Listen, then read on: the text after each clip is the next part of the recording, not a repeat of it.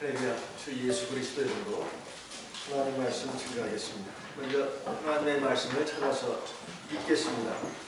열왕기 하 4장 1절에서 7절까지 말씀을 공독하겠습니다. 열왕기 하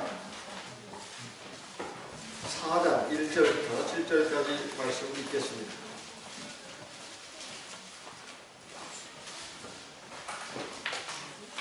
선지자의 생도의 아내 중에 한 여인이 엘리사에게 부르짖어 가로되 당신의 종 나의 남편이 이미 죽었는데 당신의 종이 여호와를 경외하는 줄은 당신이 아시는 바니이다. 이제 체주가 이르러 나의 두 아이를 취하여 그 종을 삼고자 하나이다. 엘리사가 저에게 이르되 내가 너를 위하여 어떻게 하랴? 네 집에 무엇이 있는지 내게 보아라. 저가 가로되 계집종의 집에 한 병 기름 외에는 아무것도 없나이다. 3절 가로되 너는 밖에 나가서 모든 이웃에게 그릇을 빌라. 빈 그릇을 빌되 조금 빌지 말고 너는 네 두 아들과 함께 들어가서 문을 닫고 그 모든 그릇에 기름을 부어서 차는 대로 옮겨 놓으라. 여인이 물러가서 그 두 아들과 함께 문을 닫은 후에 저희는 그릇을 그에게로 가져오고 그는 부었더니 6절 그릇에 다 찬지라. 여인이 아들에게 이르되 또 그릇을 내게로 가져오라. 아들이 가로되 다른 그릇이 없나이다 하니 기름이 곧 그쳤더라. 7절 같이 읽겠습니다. 그 여인이 하나님의 사람에게 나아가서 저가 가로되 너는 가서 기름을 받아 팥을 감고 남은 것으로 너와 내 두 아들이 생활하라 했더라. 성경을 보면 하나님이 행하신 많은 그 기적 이사가 나옵니다. 신약 성경에 예수님의 행하신 기적 이사 말고도 구약 성경에도 많이 나옵니다. 그런데 이 기적 이사가 우리에게 뭘 알려주고 있는 것인가? 거기에는 하나님만이 참신이라는 것을 알려줍니다. 그리고 두 번째는 하나님의 우리를 향한 사랑이 표현되어 있습니다. 세 번째는 중요한 것인데요, 바로 우리를 향한 하나님의 말씀이 들어있습니다. 우리가 살아가면서 여러 가지 어렵고 힘든 일들을 만납니다. 인생사가 다 보이니까 괴로운 일, 슬픈 일, 억울한 일, 눈물 나는 일 만나는 건 당연한 거 아닌가 이렇게 생각을 합니다. 하지만 우리 하나님의 백성들은 왜 고통을 당해야 되는가, 어려운 일을 당해야 되는가, 이런 것이 우리에게 많은 의문을 불러일으킵니다. 오늘 나오는 말씀을 보게 되면 바로 다른 사람도 아니고 엘리사 선지자의 제자입니다. 옛날에 그 선지자들은 하나님의 말씀을 전하고 가르치는 일 했을 뿐만 아니라 후계자들을 양성했는데 오늘날의 용어로 말한다면 신학생을 양성했습니다. 엘리사 선지자도 예외가 아니었습니다. 자기 제자들을 길렀는데 자기 제자가 아니라 바로 하나님의 일을 할 수 있는 후계자들을 길렀다는 말입니다. 그런데 그 신학생 중에 한 사람이 어려운 일을 만났습니다. 그 신학생이 바로 얼마 안 가서 죽었고 그의 아내가 있었는데 이제 과부가 된 것이죠. 그리고 두 아들들이 있습니다. 옛날이나 지금이나 여자의 삶이라고 하는 것은 참 남자보다 더 고달픈 것이죠. 그런데 옛날에는 더 형편이 없었습니다. 특별히 사회적인 지위가 낮은 것은 말할 것도 없군요. 남자가 먼저 세상을 뜨게 되면 졸지에 과부가 돼가지고 참 생활을 해나가기가 너무 어려웠어요. 예수님 당시까지도 이어졌습니다. 그래서 성경에 보면 고아와 과부를 불쌍히 여기라, 그리고 그들을 보살펴라 하는 말씀들이 나오는 것이 바로 그런 이유입니다. 이 엘리사 선지자 때는 더 옛날이니까 얼마나 힘들었겠습니까? 아니나 다를까 이제 생활이 굉장히 어려워지다 보니까 여기저기서 빚을 내 가지고 생활을 하게 되었겠죠. 빚을 내서 생활하다 보니 이제 빚을 갚을 수 있는 능력이 없게 되니까 큰 공경에 처하게 되었습니다. 바로 빚을 갚지 못하면 이제 인신매매라고 해야 되겠죠. 그 선지자의 생도, 그러니까 신학생의 그 아들들이 채권자에게 팔려가야 되는 신세가 되었습니다. 이것을 보다 못한 선지자 생도의 부인이 엘리사 선지자에게 나와가지고 하소연을 하는 것입니다. 내 주여, 주께서도 아시다시피 당신의 종이 얼마나 하나님을 경외했습니까? 그것은 당신께서도 아십니다. 이제 내 두 아들이 채권자에게 팔려가게 됐습니다. 이거 어찌해야 되겠습니까? 이것은 옛날 구약시대에 비일비재하게 일어났던 일이라고 하는 것을 성경을 통해서도 알 수가 있습니다. 출애굽기 21장에 1절 2절에 보면 하나님이 모세를 통해서 주신 율법 가운데 보면 너희가 너희 동족을 갖다가 종으로 사게 되고 부르게 되면 6년 동안만 부려먹고 7년째는 석방해줘라. 네 형제가 아니냐, 이런 말이에요. 어떻게 동족을 종으로 노예로 삼을 수 있냐 이 말이에요. 그런 일이 일어날 수밖에 없는 그런 세상입니다. 그리고 레위기서 25장에 가서도 역시 그런 말씀을 또 한 번 강조하고 있는데, 이것이 이제 세월이 흘러서 이제 예레미야 시대까지도 왔습니다. 예레미야 선지자 시대에도 역시 예레미야 선지자를 통해서도 말씀을 했습니다. 예레미야 34장의 8절 이하에 보게 되면 역시 예전에 하나님이 모세를 통해서 주신 율법을 다시 한번 상기시키면서 6년 동안만 부려먹고 7년째는 놔주라, 이 말씀을 넘어서 가지고 세상 이방인들처럼 너희 형제를 갖다가 가혹하게 대하지 마라, 이런 말씀이 나옵니다. 엘리사 선지자도 지금 바로 그런 시대에 살았던 사람인데, 그의 제자 중에 한 제자가 이런 어려움에 봉착했습니다. 이랬을 때 엘리사 선지자의 생도가 그 부인이 생각할 때, 내가 하나님을 믿었는데 이게 뭐냐? 우리 남편은 죽었고 우리는 이렇게 이제 빚더미에 앉아가지고 참 두 아들을 갖다가 남의 집에 노예로 보내야 되는 이런 비참한 상황을 맞이하게 됐는데, 대체 하나님이 계신다면 이렇게 하실 수가 있느냐? 하나님도 참 무심하시지. 이렇게 생각할 수가 있는 상황입니다. 그런데 그 신학생의 부인은 정말 믿음이 있는 사람이었어요. 그래가지고 이런 상황에서 어떻게 해야 될 것인가를 알았습니다. 하나님 앞에 가서 하소연해야 되겠다. 근데 어떻게 해야 될지를 모르는 거예요.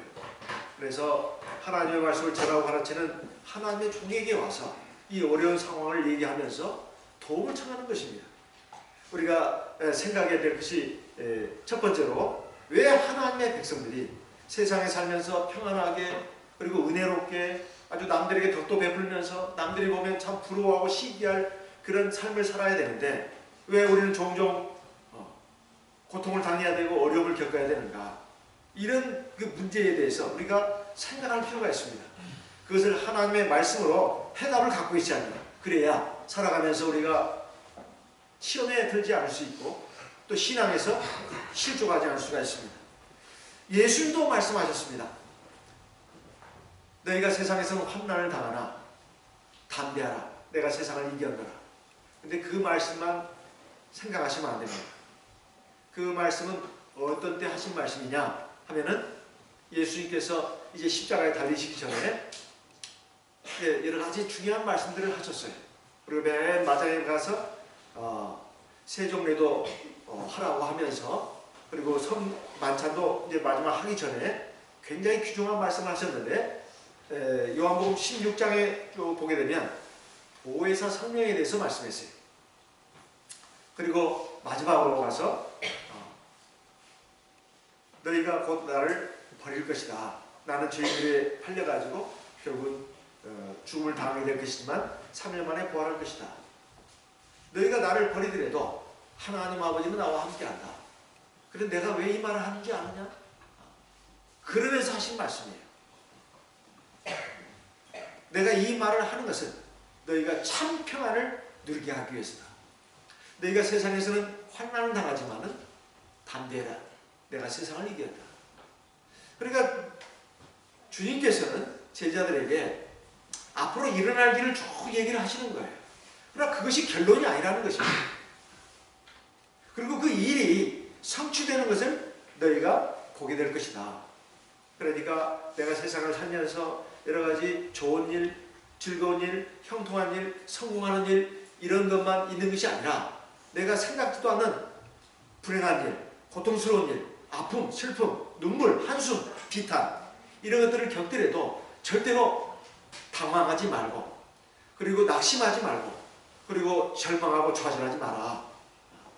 그것이 결론이 아니라 이것은 바로 너희들로 하여금 하나님이 원하시는 뜻이 있기 때문이다 하는 것입니다. 그게 뭐냐는 거예요. 베드로전서 2장 19절 이하에 보게 되면 고난의 두 종류가 나옵니다. 하나는 애매한 고난, 애매한 고난. 그리고 또 하나는 죄가 있어서 하나님이 징계로 내리시는 고난. 두 가지가 있다는 거예요. 애매한 고난도 슬픔을 참고 견디면 이건 아름답고 하나님 상 주신다는 것입니다. 근데 죄가 있어서 받는 고난, 이것도 달게 받아야 된다는 거예요. 그러면 하나님께서 상을 주신다는 것입니다. 그러면서 그 뒤에 나오는 말씀이 주님도 고난을 받았다고 말씀하고 있어요.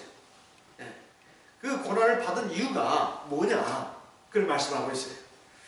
베드로전서 2장에 있는 말씀을 좀 보겠습니다. 베드로전서 2장 22절부터 보겠습니다. 베드로전서 2장 22절. 베드로전서 2장 22절. 저는 죄를 범치 아니하시고 그 입에 괴소도 없으시며 21절을 좀 먼저 읽겠습니다. 21절 같이 읽어보겠습니다. 이를 위하여 너희가 부르심을 입었으니 그리스도도 너희를 위하여 고난을 받으사 너희에게 본을 끼쳐 그 자취를 따라 보게 하려 하셨느니라. 저는 죄를 범치 아니하시고 그 입에 괴소도 없으시며 갑자기 죄 문제가 나옵니다. 주님은 죄가 없으시다는 거예요. 그러면서 23절에 욕을 받으시되 대신 욕하지 아니하시고 고난을 받으시되 위협하지 아니하시고 오직 공의로 심판하시는 자에게 부탁하시며 24절 같이 읽겠습니다. 친히 나무에 달려 그 몸으로 우리 죄를 감당하셨으니 이는 우리로 죄에 대하여 죽고 의에 대하여 살게 하려 하십니다. 주님이 우리를 위해서 고난을 받으셨는데 이것은 우리에게 본을 끼치셨다는 거예요. 그 본이 뭐냐는 거죠. 그 본이 뭐냐는 거예요. 십자가에서 죽음을 당하신 것뿐만 아니라 그 앞서 많은 고난을 받으셨는데 이 고난을 받으신 것을 갖다가 여기서 우리에게 그 의미를 설명해 주고 있어요. 우리로 죄에 대하여 죽고 의에 대하여 살게 하려 합니다. 이게 무슨 말씀이냐면 여기 우리는 예수를 구주로 믿고 물과 성령으로 거듭난 성도를 가리키는 것입니다. 성도가 됐으면 어떻게 살아야 되느냐 이 말이에요. 죄에 대해서 죽은 사람처럼 살아야 된다는 거예요. 그리고 하나님의 의, 하나님의 말씀에 대해서는 살아 움직이는 생명처럼 살아야 된다는 것입니다. 이제 하나님의 백성된 우리가 더 이상 세상에 썩어질 것들, 그 허망한 것들, 그리고 더러운 죄악의 영향을 받으면서 거기에 이끌려가지고 죄를 짓고 살아서는 안 된다는 것입니다. 거기서는 죽은 시체처럼 반응을 보이지 말라는 거예요. 누가 죄가 와서 찝적대더라도 마치 목석처럼 죽어있는 그 생명이 없는 무생물처럼 반응을 보이지 말라는 것입니다. 그러나 하나님의 말씀에 대해서는 살아 움직이는 생명체처럼 반응을 하라는 거예요. 내가 하나님의 백성이 됐는데도 참 세상에 썩어질 것들, 죄악들에 대해서 늘 거기에 대해서 관심도 많고 또 욕심도 일어나고 거기에 막 영향을 받아서 살아갑니다. 그렇게 살면 안 된다는 거예요. 그것을 말씀하는 것입니다. 그래서 우리에게 고난을 주신다는 거예요. 고난을 주지 않으면 사람이 정신을 못 차립니다. 저는 요즘 일어나는 미투 운동, 참 권력자들이 그리고 힘 있는 사람들이 그걸 이용해가지고 자기가 부리는 여성들을 갖다 괴롭히고 말로 다 할 수 없는 상처를 줘서 공황장애까지 일으키게 하고 평생 그것 때문에 막 우울하고 막 슬프고 살아갈 어떤 힘을 잃어버리게끔 만드는 이것은 사실상 살인행위입니다. 그 사람의 삶을 짓밟은 것이죠. 근데 이런 지금 상황이 벌어지고 있는데 제가 놀란 것은 요 며칠 사이입니다. 어떤 그 검찰 고위직 부장님이 예전에 부하로 뒀던 후배 검사, 변호사가 됐는데 불러가지고 술집에서 또 그런 일을 벌이려고 했다 이거야. 지금 나라가 지금 난리인데 그 사람에게만 지금 돌을 던질 수가 없어요. 사실은 우리 하나님의 백성들도 그런 죄를 안 졌다 하더라도 사실은 알게 모르게 자꾸 죄의 영향을 받으면서 세상의 삶에 대해서 막 집착하고 욕심부리고 그리고 엉뚱한 그 잘못된 삶을 살고 있는 경우가 많습니다. 그런 성폭력, 성폭행 이런 범죄만이 아니에요. 이런 것은 우리 하나님의 백성이 비록 하나님의 백성이 됐다 하더라도 육체의 정욕이 없어지는 게 아닙니다. 옛사람의 기질이 없어지는 게 아니에요. 여전히 육체의 정욕도 살아있고 옛사람의 기질도 남아있어요. 그러다 보니 우리는 법적으로는 하나님의 백성이지만 신분적으로는 하나님의 성도지만 우리 속은 여전히 육체의 정욕이 살아있고 옛사람의 기질이 있기 때문에 항상 하나님의 의와 세상 죄 가운데서 왔다리 갔다리 갈팡질팡하면서 영향을 받으면서 살 수밖에 없어요. 이러한 하나님의 백성들을 하나님이 어떻게 이끌어 가시느냐, 그 중요한 수단 중에 하나가 고난입니다. 고난이에요. 때로 육체의 질병을 만나게 하고 때로는 안 좋은 일을 겪게 하는 것입니다. 사람을 통해서 고통받고 상처받게 하고 어떤 일이 틀어져 가지고 괴로움받게 하고 좌절하게 하고 이런 것들이 하나님의 백성들을 치유하시는 방법이에요. 그리고 이끌어 가시는 방법입니다.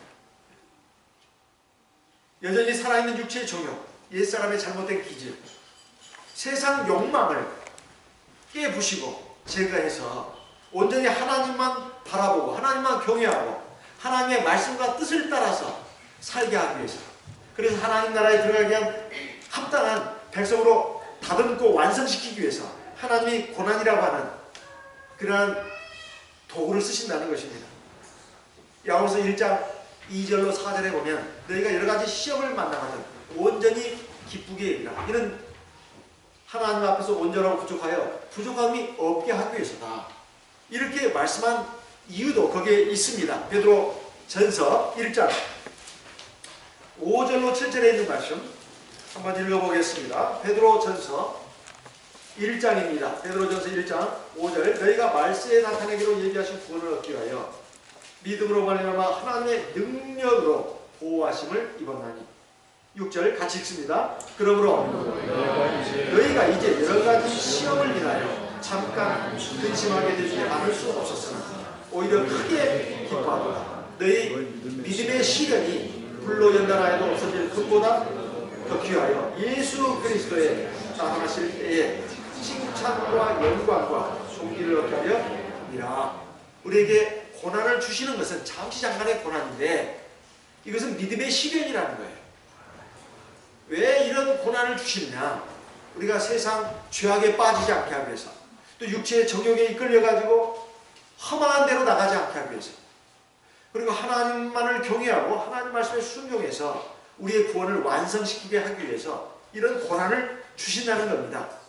이런 의미를 우리가 알아야 됩니다. 그래서 베드로전서 4장에 보면 또 구체적으로 또 이것을 강조하고 있어요. 베드로전서 4장, 베드로전서 4장 1절, 2절, 3절 같이 읽어보겠습니다. 베드로전서 4장 1절, 2절, 3절 같이 읽습니다. 그리스도께서 이미 육체의 고난을 받으셨으니 너희도 같은 마음으로 갑옷을 삼아라. 이는 육체의 고난을 받은 자가 죄를 그쳤음이니 그 뒤로는 그 후로는 다시 사람의 정욕을 좇지 않고 오직 하나님의 뜻을 좇아 육체의 남은 때를 살게 하려 함이라. 3절 너희가 음란과 정욕과 술 취함과 방탕과 연락과 고급한 우상 숭배를 하여 이방인의 뜻을 좇아 행하는 것이 지나갈 때가 족하구나. 우리가 예전에 하나님 모르고 살 때는 멋대로 살았습니다. 죄악 가운데. 그러나 하나님의 백성이 된 후로는 그렇게 살면 안 된다. 이걸 알게 됐어요. 그런데도 머릿속으로 아는 거하고 몸으로 사는 거하고 또 다릅니다. 머릿속으로는 무엇이 옳다, 그래서는 안 된다는 걸 알면서도 몸은 또 그렇게 따라주지 않는 거예요. 그래서 하나님이 고난을 주시는 것입니다. 그래야 죄를 그치는 거예요. 악마도 병이 들면 천사가 된다는 말이 있어요. 그렇게 제 멋대로 살던 사람, 병원에 중풍이 걸려가지고 한번 입원해 보세요. 그 나쁜 짓 할 수 있을까요? 그리고 온갖 그 추악하고 더럽고 말도 안 되는 짓을 할 수 있냐 이 말이에요. 할 수 없습니다. 이미 이제 숨을 깔딱깔딱 쉬고 온몸 막 그냥 고통이 오는데 그렇게 할 수가 없어요. 그래서 악마도 병이 들면 천사가 된다. 우리 하나님의 백성이 살아가면서 내가 뭔 하나님 앞에 죄를 졌다고 하나님이 나에게 고난을 주시나 이렇게 의문이 들 때가 있어요. 그러나 하나님은 사실 우리가 죄를 짓지 않는 것만이 전부가 아니고 우리 안에 있는 잘못된 성격, 기질 이런 것들도 깨져야 합니다. 그리고 부서져야 돼요. 그리고 하나님의 백성다운 백성으로 다듬어져야 합니다. 하나님 말씀에 순종을 해야 돼요. 그러려면은 하나님 우리에게 고난을 주셔야 내 연약함도 알고 내 부족함도 알고 내 한계도 알아요. 내 무능력도 압니다. 아 정말 나는 아무것도 아니구나. 그리고 나는 이렇게 약한 존재구나. 하나님을 경외하게 돼요. 전에는 기도도 잘 안 했습니다. 근데 누가 기도하라고 시키지도 않는데 기도하게 돼요. 하나님께 무릎을 꿇게 됩니다. 근데 조금 이제 문제가 해결되면 또 언제 그랬냐는 듯이 기도도 또 안 해요. 그리고 또 이제 또 세상의 삶에 또 녹아져 들어가가지고 그냥 믿음 생활도 제대로 하지 않고 그냥 개나개나 하는다 이 말이에요. 그러다가 정말 말로 닿을 수 없는 고통스러운 문제가 오면 어디 하소연할 데가 없는 거예요. 전능자 하나님만이 이 문제를 해결해 줄 수 있습니다. 그때는 정말 완전히 부서져가지고 하나님 앞에 철퍼 엎어져가지고 눈물 콧물 흘려가면서 기도합니다. 그러면 그때 하나님의 불쌍히 보시고 큰 권능으로 그 문제를 풀어주시죠. 그때 깨닫습니다. 아 내가 이렇게 살면 안 된다. 내가 정신을 차려야 된다. 무슨 정신이요? 하나님 앞에 믿음으로 다루셔야 된다. 그래서 눈보라, 폭풍우 이런 것이 꼭 나쁜 것만이 아닙니다. 그런 것이 주어져야 사람이 겸손해져요. 그리고 진실해지고 진리 길로 갑니다. 이런 것이 없이 순탄한 삶만 계속 펼쳐지는 사람은 구원받기가 굉장히 힘듭니다. 그리고 자기가 얼마나 지금 잘못된 삶을 살고 있는지 몰라요. 제 아버님이 그 대장암 3기 그것도 말기에 그 후반부라고 합니다. 제 아버님이 뭐 세상에 돈이 최고야, 권력이 최고야 이렇게 생각하면서 살아온 분이에요. 그리고 자녀들도 그런 대로 다 잘 됐습니다. 생활이 여유롭고 넉넉하고 또 본인도 건강하시니까 하나님에 대해서 절박하신 적이 없어요. 제가 지금 뭐 몇십 년 기도를 하고 있는데도 아직 응답을 못 받고 있습니다. 그러나 마지막 그 순간까지 저는 최선을 다하려고 하는데 하나님께서 불쌍히 여겨주시 바라는데 지금은 아버님의 입장은 죽음이 무서운 거예요. 그리고 육체의 고난, 그리고 모든 것이 허망하다. 여기까지 왔습니다. 이건 초기 단계예요.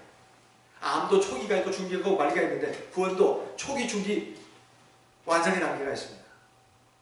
인생의 한계를 깨달아야 돼요. 결국은 내가 죽는다는 것. 그리고 인생은 결국은 다 죽음으로 끝나는 것이 아니라 그 뒤에 심판이 있다는 것을 본능적으로 느끼기 때문에 다 죽음을 두려워하는 것입니다. 모세도 말했습니다. 시편 90편 10절에서 우리의 연수가 70이요 강건하면 80이라도 그 연수의 자랑은 수고와 슬픔뿐이요 신속히 가니 우리가 날아가나이다. 화살처럼 날아간다는 것이죠. 우리에게 우리 날 계수함을 가르치사 지혜의 마음을 얻게 하소서. 우리가 하나님 앞에서 구원받았다고 하지만 이 구원의 가치가 얼마나 엄청난 것인지 이거 모르는 사람들이 너무 많아요. 특히 성도들 가운데. 우리의 구원은 땅은 당상이다. 이렇게 생각을 한다는 말이에요. 그냥 발 하나 담그고 있으면, 꼬리 하나만 담그고 있으면 내 구원은 이루어지는 것이다. 그거 아닙니다. 우리가 힘써 노력을 해야 되는 것입니다. 물론 하나님의 긍휼 가운데서 우리가 구원을 받습니다. 내가 노력을 해도 하나님이 나를 구원하지 않는가? 그건 아니에요. 그럼 하나님의 긍휼이 있기 때문에 우리는 저절로 하나하나 들어간다. 그것도 아닙니다. 하나님의 긍휼과 자비 가운데서 우리가 구원받는 건 틀림이 없어요. 하지만 그렇다고 해서 우리가 그냥 가만히 있으면 된다. 그게 아니라는 말이에요.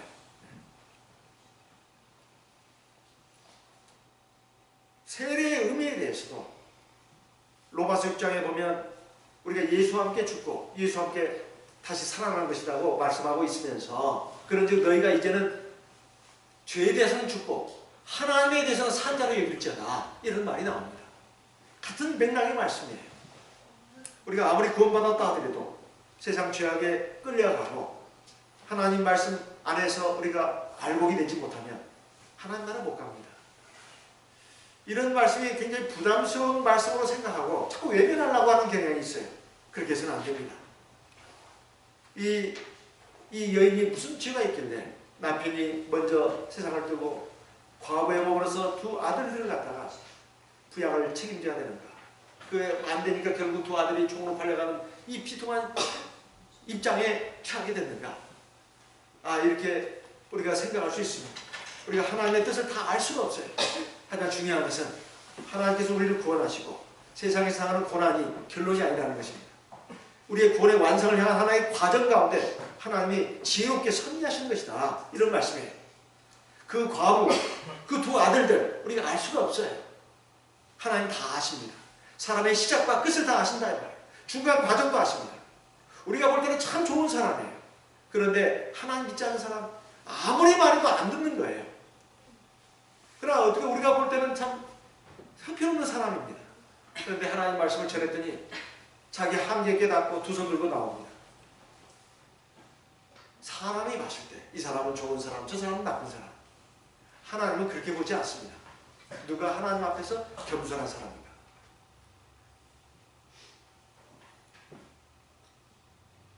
그래서 우리가 인생 중에서 겪는 여러 가지 어려움을 만났을 때 이걸 가지고 하나님이 나를 버리셨나 보다. 하나님 나를 사랑하지 않나 보다. 그렇게 생각하면 안 됩니다. 하나님의 백성은 하나님이 눈동자처럼 지켜주십니다. 능력으로 보호하신다고 아까 베드로전서 1장에 말씀하고 있지 않습니까? 우리에게 산 소망을 주시고 항상 능력으로 우리를 보호하신다고요. 고난을 당하더라도 결론이 주어진 상태에서 고난이기 때문에 괜찮다 이 말입니다. 믿음이 시련에 불과하다 이 말이에요. 우리가 옛사람의 기질, 육체의 정욕을 버리고 하나님과 하나님의 나라를 사모하면서 그 길을 가도록 하기 위해서 우리에게 그런 잠시 잠깐의 고난을 주신 것이니까 절대로 낙심하거나 좌절하지 말라는 것입니다. 시편 37편에 보면 아주 생생한 말씀이 나옵니다. 시편 37편에 있는 말씀을 보겠습니다. 시편 37편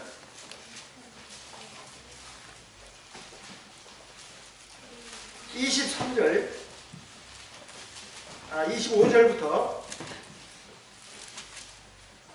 시편 37편 25절부터 27절까지 있는 말씀을 같이 읽어보겠습니다. 내가 어려서부터 늙기까지 의인이 버림을 당하거나 그 자손이 걸식함을 보지 못하였도다. 저는 종일토록 은혜를 베풀고 구워주니 그 자손이 복을 받는도다. 악에서 떠나 선을 행하라. 그리하면 명령이 거하리니 여호와께서 공의를 사랑하시고 그 성도를 버리지 아니하시리로다. 저희는 영영이 보호를 받으나 악인의 자손은 끊어지리로다. 하나님께서 자기 백성을 절대로 버리지 않는다. 굶어 죽게 하지 않는다. 또 구걸하면서 거지처럼 살게 하지는 않는다는 것입니다. 그러니까 걱정하지 말라는 거예요. 하나님을 경외하고 하나님 앞에서 의의를 행하라는 것입니다.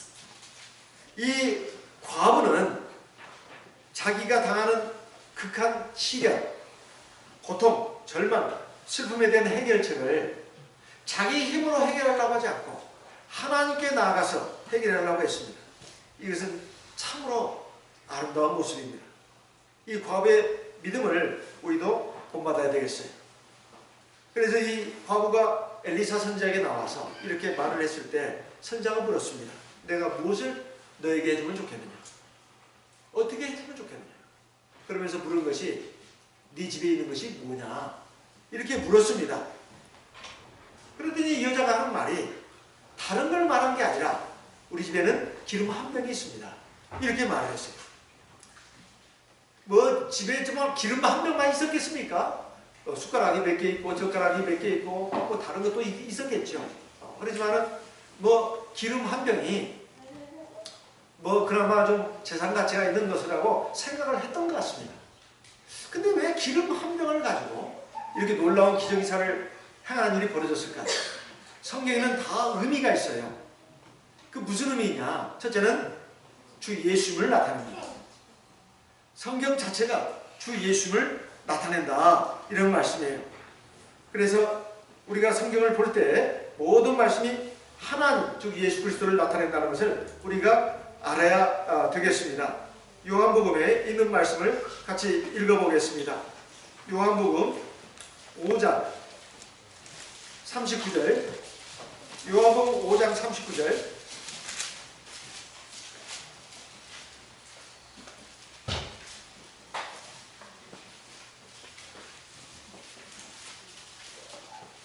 너희가 성경에서 영생을 얻는 줄 생각하고 성경을 상고하거니와 이 성경이 곧 내게 대하여 증거하는 것입니다. 그러니까 우리가 하나님 말씀 뭐 쭉 보다가 무슨 기적이사 어떤 사건 어떤 인물 이런 게 나올 때 거기에는 하나님이 계시고 거기는 하나님의 말씀이 들어있구나 이렇게 생각하면 틀림이 없습니다. 이거 기름인가 보다 그렇게 생각하시면 안 되고 그 기름은 무엇을 예표하고 상징한다 이렇게 생각을 해야 맞다는 것입니다. 자, 그러면 우리가 지금까지 여러 목자님들을 통해서 기름에 대해서 배웠습니다. 기름은 뭐라고 배웠죠? 뭘 상징한다고? 네? 기름은 뭘 상징한다고 배웠습니까? 성령을 상징합니다. 기름은 성령을 상징해요. 기름이 성령을 상징한다는 것이 어디에 나오느냐? 누가복음 4장에 나옵니다. 누가복음 4장 18절에 보면 주님께서 성전에 들어가셔가지고 선지자의 글을 읽으면서 설교를 하신 장면이 나와요. 그러면서 주께서 내게 기름을 부으셨으니 이렇게 나오면서 그 앞에 주의 성령이 내게 임하셨다는 말씀이 나와요. 이 말씀은 바로 주의 그 기름이라고 하는 것이 성령을 상징한다 하는 걸 나타낸다 이 말이에요. 누가복음 4장 18절에 실제로 구약시대에 보면 하나님께서 선지자를 세울 때라든가 왕을 세울 때 그리고 제사장을 세울 때 기름을 부었습니다. 이것은 시간 관계상 말씀드리지 않겠습니다. 앞으로 이제 예배를 드리면서 이런 것들이 계속 많이 나올 겁니다. 하나님이 제사장, 왕, 선지자를 세울 때 다 기름을 부어서 그렇게 세우도록 했어요. 그래서 이 기름이라고 하는 것은 성령을 상징합니다. 이것은 우리에게 있는 성령이 바로 하나님의 기적을 불러일으키는 원동력이다 하는 것을 말하는 것입니다. 우리가 가진 성령은 기름 한 병처럼 정말로 보잘것없는 것일 수도 있어요. 하지만 어마어마한 것입니다. 하나님의 영이 내 안에 들어와 계시기 때문에 우리는 그 하나님의 영을 믿고 의지하면서 하나님 앞에 기도하고, 그래서 하나님 말씀을 깨닫고 하나님 말씀에 순종할 힘도 얻고, 그리고 내 앞에 주어지는 모든 삶의 어려움들, 이런 것들을 이겨낼 수 있고 마귀의 시험, 죄악의 유혹도 물리칠 수가 있습니다. 제가 예전에 신고했던 어떤 교회에 한 자매님이 계셨습니다. 40대였는데요. 40대 한 중반 정도 되는 분이었습니다. 이분이 경험한 일입니다. 우리 교회 들어온 지 얼마 안 됐어요. 그런데 이제 추석이 가까웠는데 이제 음식을 먹으면 자꾸 토하는 것입니다. 그리고 이제 뭐 음식만 봐도 뭐 구역질이 나오는 거예요. 먹을 수가 없어요. 그리고 그러다 보니까 막 죽을 먹게 되고, 그래 죽도 막 토하고, 이게 뭔가 큰 문제가 있나 보다. 그래가지고 이제 병원에 가서 내과 병원에 가가지고 진찰을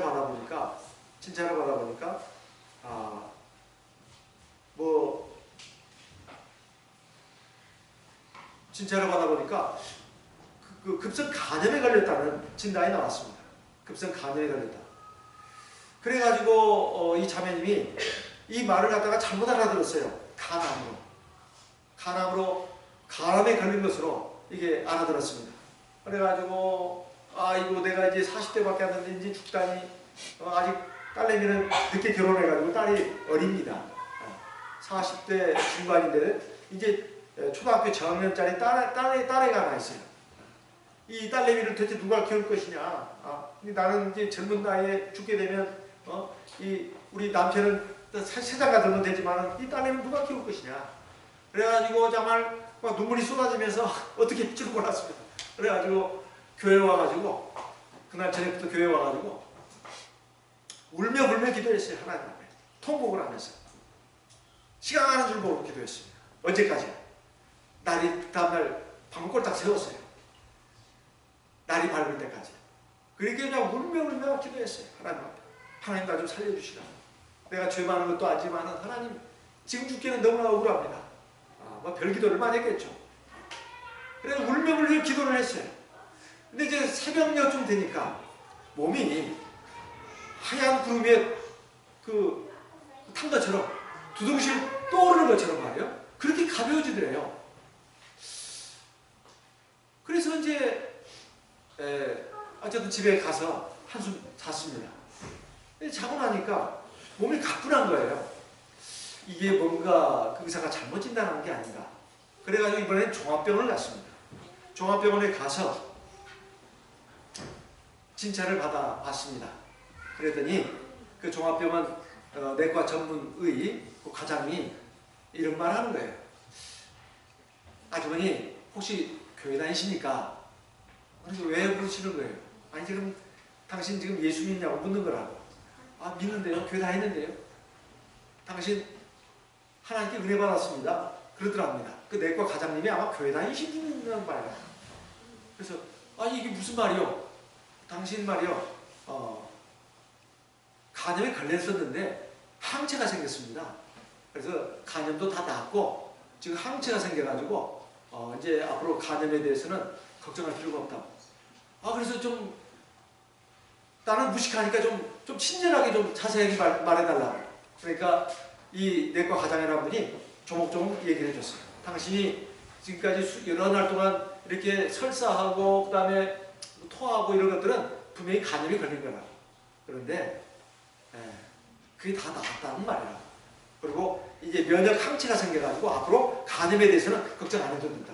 그 말이라.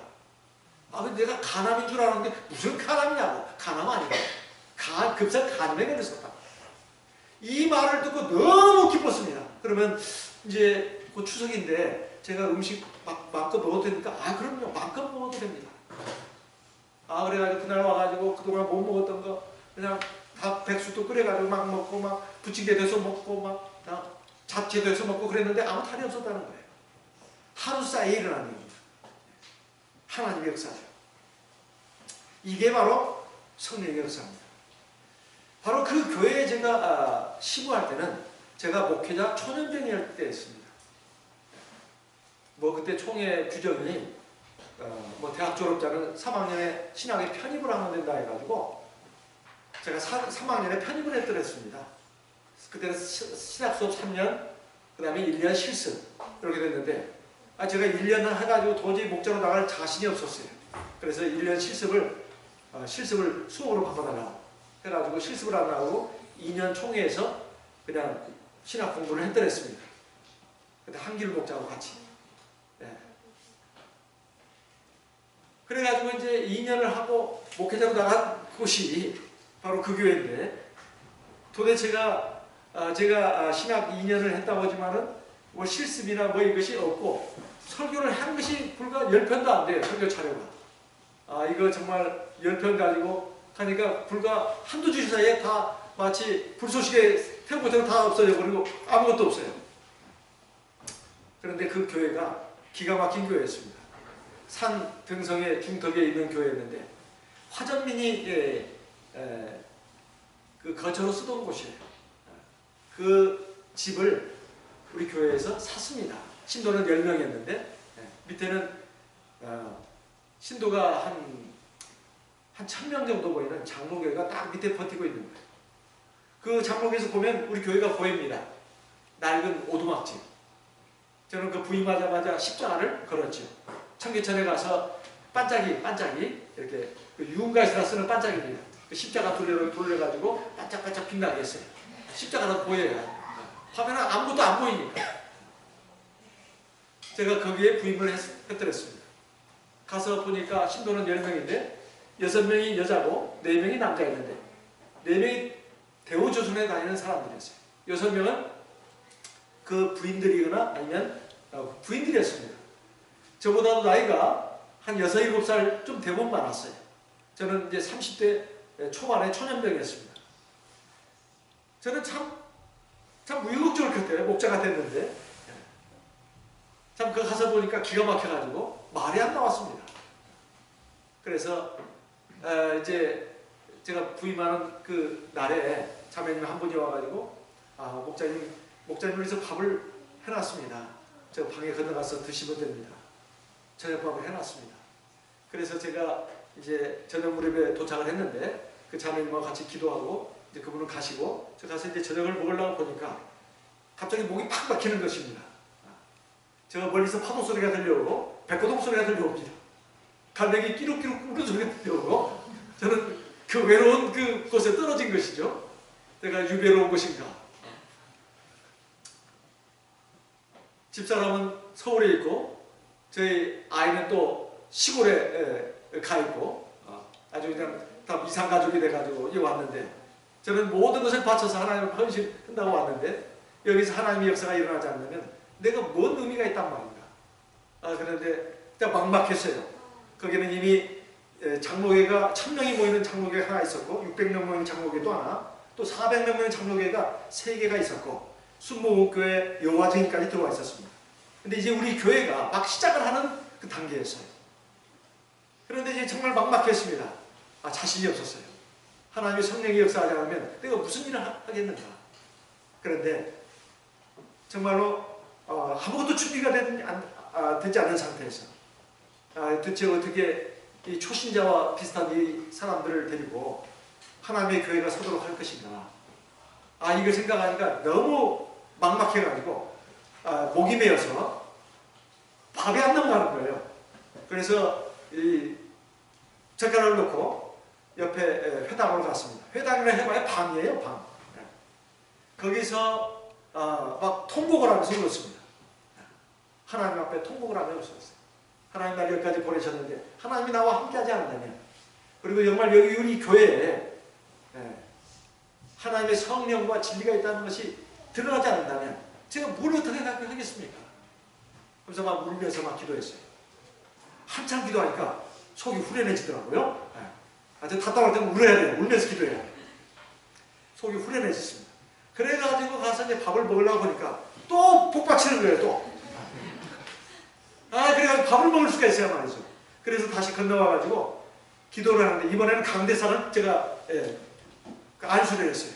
하나님, 비록 이 다 쓰러져가는 집이지만 여기에 하나님의 성령이 있고 진리가 있다는 것을 알리게 해주십시오. 그러면서 제가 강대상을 기도를, 축복을 했어요. 하나님, 여기서 하나님의 생명의 말씀이, 진리의 말씀이 힘있게 증거되게 해달라. 그렇게 기도를 했어요. 그리고 막 울면서 기도하고 돌아와서 이제는 마음이 편안해지더라. 밥을 막 먹었습니다. 그리고는 이제 일을 하기 시작했어요. 그래가지고 10명을 어떻게 할 것인가. 그래, 구역을 나눠야겠다. 3명, 3명, 4명 3개 구역으로 나눴어요. 누가 여기까지 올라오겠냐 이 말이에요. 그래서 예배 날인 예배를 드리더라도 예배 없는 날 구역을 내가 돌아야 되겠다. 자, 앞으로 제 말을 따라 주십시오. 그래가지고 3명, 3명, 4명 말도 안 되는 일이죠. 10명 가지고도 한 구역도 안 되는데 3명, 3명, 4명 1구역, 2구역, 3구역 구역장도 세웠습니다. 구역 성도가 3명인데 2명이 구역장이에요. 1명은 구역원이고. 여기까지 온다는 것은 쉽지 않은 일입니다. 그러니까 이렇게 하십시오. 예배 없는 날 반드시 구역 모임을 가십시오. 그때 내가 순회를 할 테니까. 그러면 뒷집 개똥형마든 앞집 소똥형마든 꼭 놀러오게 하라. 그래가지고 다발을 들면서 얘기하고 있으라. 그러면 제가 우연히 들린 것처럼 들리겠다. 그렇게 해가지고 구역을 돌았습니다. 그러니까 일주일이, 그러니까 저는 풀 가동이 된 거죠. 그렇게 하는데 그 구역 예배 그 20분간 드리는데도 제가 하나님께 기도를 했죠. 하나님, 그 20분 동안 저 영혼을 사로잡을 수 있게 해달라. 저는 힘을 다해서 기도하고 갔는데 몇 번 참석한 분들이 감화를 받는 거예요. 근데 그때는 성령 기도를 안 했습니다. 근데 우리 성도들이 가고 나면 성령에 대해서도 얘기하고 그게 뭘까? 그러면서 관심을 가지고 이제 교회를 나오기 시작했어요. 그런데 그 중에 제 1호 신도가 임신이 7개월, 6개월 된 분이었습니다. 말씀을 들어보니까 참 은혜롭다고. 그 교회를 나가고 싶다. 우리 교회는 저기 산등성에 있다. 시내에서도 보입니다. 그래서 이제 그분이 올라온다는 거예요. 그래서 목자님한테 안수기도도 받고 성령을 받고 싶다는 겁니다. 성령기도 한 번도 들어본 적이 없어요. 그래서 저는 긴장을 했습니다. 하나님께 기도했죠. 하나님, 성령을 받겠다고 올라옵니다. 하나님, 성령을 내려주십시오. 그래가지고 그분이 올라왔길래 구역장님과 같이 성령에 관해서 1시간 동안 예배를 드렸습니다. 자, 그리고 나서 이제 안수합니다. 하나님께 성령을 구하십시오. 저도 이제 안수를 할 테니까 자매님도 하나님께 성령을 구하십시오. 지금까지 성령 방언기도를 한 번도 들어본 적이 없는 사람이에요. 그런데 제가 이제 거기서 이제 안수기도를 하는데 할렐루야 하십시오. 그렇지만 그건 주문은 아닙니다. 안 해도 괜찮습니다. 이것을 하는 것은 마음을 모아서 하나님께 성령을 구하게 하기 위한 것입니다. 설명을 하고 이제 안수를 하는데 바로 성령을 받더라고요. 아주 충만하게 받았습니다. 제가 놀랐어요. 저도 놀래고 그도 놀랐어요. 제가 목자가 돼가지고 처음 안수해가지고 성령 받는 걸 보고 제가 아주 깜짝 놀랐습니다. 그러고 나서 제가 물었습니다. 성령 받을 때 느낌이 어땠습니까? 그랬더니 그 자매님이 이런 얘기를 했습니다. 목자님이 저한테 안수를 할 때 뜨거운 불덩어리가 제 머릿속에서부터 온몸까지 들어오는 것을 느꼈습니다. 그러더라고요. 뜨거운 불덩어리가 자기 몸속에 들어오는 걸 느꼈다. 그러면서 자기 몸이 막 뜨거워지고 온몸이 격동이 되면서 방언이 터졌다고. 이런 말을 하는 것입니다. 그래서 하나님 감사하다. 하나님 감사하다. 그러면서 이제 제가 힘을 얻었습니다. 그래서 예배에 참 아직 초신자도 같고 또 아직도 술도 담배도 하고 있는 성도들이 있었어요. 그래도 이제 하나님 말씀을 전했는데 술 담배를 다 끊게 됐습니다. 끝까지 못 끊었던 그 어떤 형제도 하나님이 치셔가지고 담배 술을 그때가 끊게 됐어요. 기적기사가 일어난 거죠. 그리고 예배 시간마다 하나님의 성령의 역사가 일어나가지고 숫자가 막 굵기 시작했습니다. 10명 되던 신도가 나중에 그 교회 제가 한 1년 정도 심호했는데 제가 나올 때쯤에는 한 3, 40년이 됐어요. 그래서 참 하나님의 역사에 감사를 드리게 되었습니다. 저희 교회는 하나님의 성령이 진리의 말씀과 함께 역사하는 교회라고 하는 것을 거기에서 제가 확실하게 깨달았습니다. 우리는 이 성령을 참으로 귀하게 생각해야 합니다. 그 성령은 바로 하나님의 영입니다. 그런데 이 하나님의 성령을 우리가 받아 놓고만 있고서 그것으로 만족하고 있으면 절대로 안 됩니다. 이 성령이 충만한 상태로까지 가야 된다 이 말이에요. 그럼 어떻게 충만하게 가야 되느냐? 오후 시간에 같이 상고하고 은혜 받도록 하겠습니다. 오후 시간에 제 2탄이 이제 시작하겠습니다. 개봉 박두 묵도하겠습니다.